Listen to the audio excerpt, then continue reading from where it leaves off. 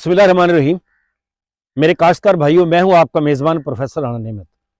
मेरे काश्तकार भाइयों, आज मैं आपको अगेती कपास के बारे के अंदर जो है मालूमात दूंगा कि आपने अगेती कपास जो है कब लगानी है और कितनी लगानी है और कौन कौन सी वैरायटियां अगेती कपास के अंदर अच्छी पैदावार देती हैं।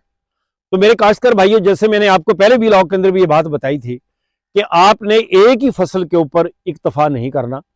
जैसे मैंने आपको बताया कि आपने जो मकई की काश्तकार है वो सारी मकई नहीं लगानी, सारी आपने कपास भी नहीं लगानी, सारी आपने दूसरी फसल के ऊपर भी इक्तफा नहीं करना।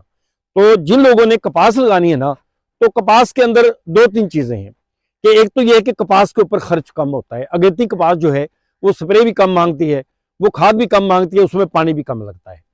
तो अगेती कपास जो है वो आपने लगानी कब है?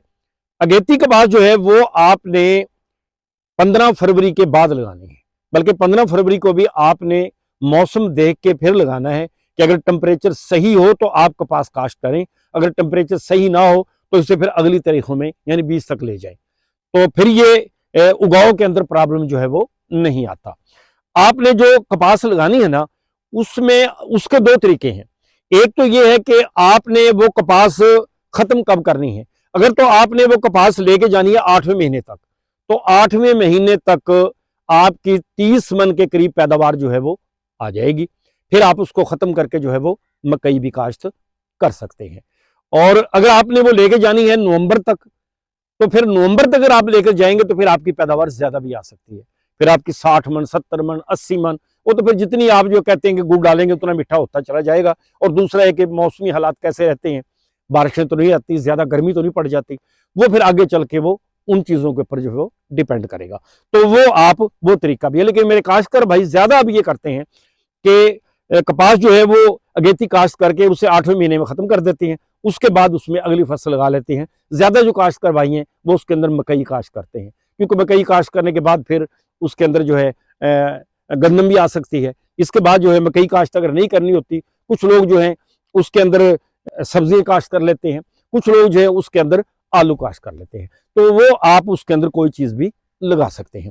तो इस तरह आप एक तरीका ये है। दूसरा मैंने आपको ये बता दिया है। अब सवाल ये पैदा होता है कि अब आपने कौन सी वैरायटी जो है वो काश्त करनी है अगेती के अंदर। अगेती वैरायटी के अंदर आपने 3 जीन वैरायटी काश्त करनी है, जिसके ऊपर जो है वो गुलाबी सुंडी नहीं आती है। आप ये कह सकते हैं कि पिंक जो है रेजिस्टेंस वैरायटी होती है।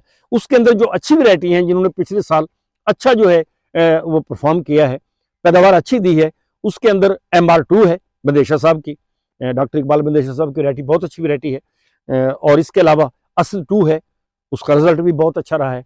इसके बाद फैसलाबाद की वैरायटी है, 1148 है, इसके अलावा 888 है।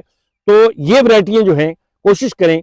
और इसके अलावा भी अगर आप कहीं और आपकी जो कोई वैरायटी ने अच्छी पैदावार दी हो और आपने लगा के देखी हो, तो फिर आप उसके ऊपर डिपेंड करें। मेरे खासकर भाइयों से मेरी बड़ी 10 बस्ता ही अर्ज है कि आप सिर्फ वीलॉग देख के ना बीज बेचने वाले लोगों से आप जो है ना वो थोड़ा सा इस मामले के अंदर इज्तनाब करें कि आपने वो वैरायटी या तो लगते देखी हो या आपने खुद लगाई हो, उसके ऊपर आप लगाएं। हाँ, अगर आपने नई वैरायटी को लगानी है ना, कहते हैं कि इसकी पैदावार जो है ना 100 मन है, 150 मन है, 80 मन यकीनी पैदावार है, तो आप उसको थोड़ी लगा लें।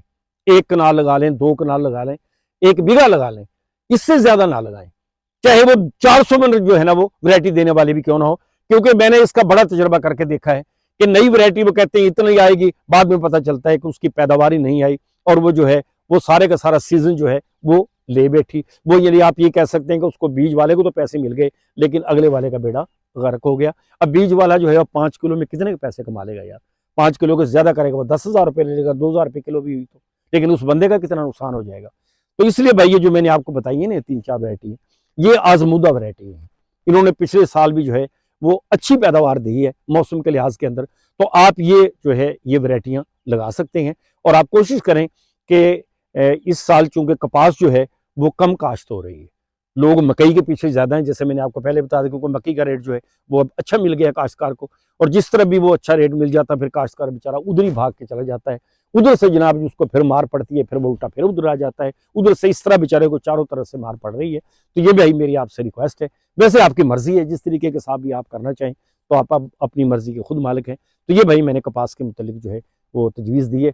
इस बारे के अंदर किसी मेरे काश्तकार की और कोई तजवीज़ हो तो वो कमेंट के अंदर मुझे दे भी सकता है, और इस तरह कोई तजवीज़ आपने पूछनी हो मेरे से, कोई मशवरा, तो वो कमेंट के अंदर पूछ भी सकता है। तो ये भाई चंद बातें थी जो मैंने आपको आपके गोशगुजार की। अगर आपको मेरी बातें पसंद आई हों तो आप चैनल को सब्सक्राइब कर दें और बेल का बटन भी दबा दें, ताकि हर आने वाली मालूमात जो है आपको घर बैठे मिलती रहे। मेरे तमाम किसान भाइयों को बहुत बहुत शुक्रिया।